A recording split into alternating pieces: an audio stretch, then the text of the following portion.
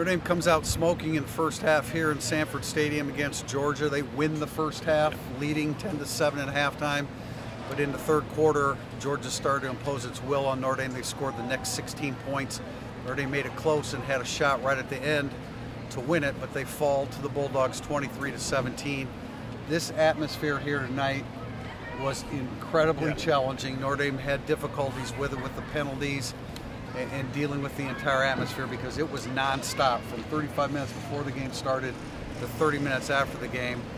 They handled it pretty well, but just not enough tonight against the Bulldogs. It was remarkable. It was a challenge for, I think, the offense the entire time. Brian Kelly mentioned post-game, I thought was interesting, that they had worked on silent cadence the entire week, but the habit that the offense had is going on the clap.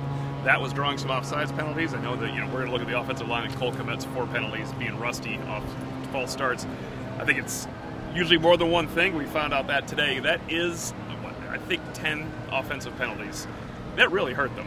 You can talk about attention to detail. That is the detail that wasn't paid attention to. But look, Notre Dame played an outstanding football game today. They are shorthanded at running back, and Georgia is great defensively. They had no shot at running the ball on Georgia, but they somehow had a chance to win in the final minute. Brian Kelly said it was one of the most physical football games he's ever been involved with. 4 times. He just kept talking about it. He did. He said he could hear it on the sideline, and I mean, it caught up with Notre Dame a little bit, especially in the third quarter when Notre Dame was not able to record a first down. They ran 9 plays for 19 yards, I think it was, in the third quarter. And we misevaluated the game in terms of what the score was. We knew Notre Dame would not be able to run the football.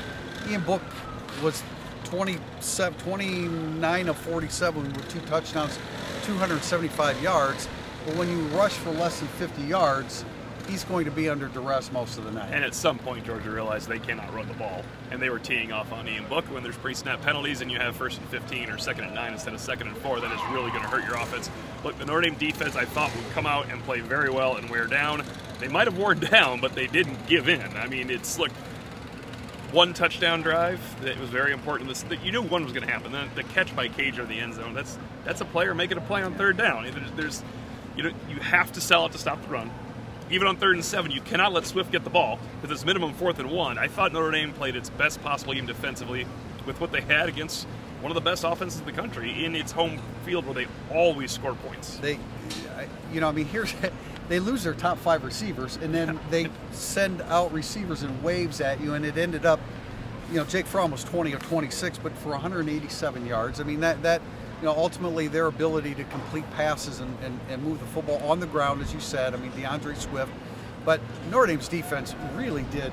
This is an offense that is accustomed to running for 285, 300 yards plus.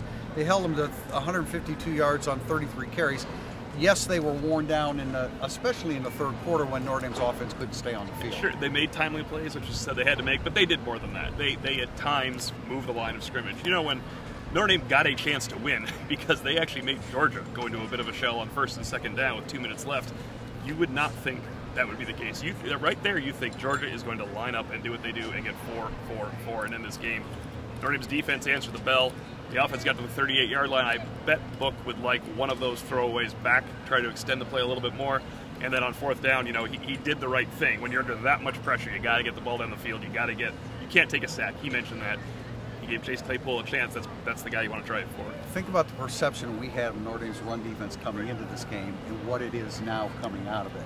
I thought Chip Long and Clark Lee called a great game in the first half. They outcoached Georgia's coaches in the first half. Georgia's coaches outcoached Notre Dame in the second half. Now, Brian Kelly mentioned the mistakes in the third quarter, and a lot of that had to do with the atmosphere and the cadence and those kind of things. But this was a war on this field tonight. I feel privileged to have been in this atmosphere. They've had 2 of them. They've had 2 of them. Notre Dame and Georgia have had 2 games like this. They were absolute dogfights to the bitter end.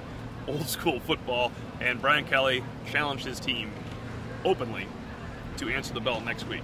He said you could either have this define your season or you could have Virginia define your season, because I think they know if they can bounce back from this physical, it's going to be not an easy bounce back from this physical game. They are better than every team on their schedule. We said that if Notre Dame lost this game, they don't have a chance to make the playoffs. We might be wrong about that. The perception's a little bit different considering the war that went on here, and Notre Dame played them tooth and nail.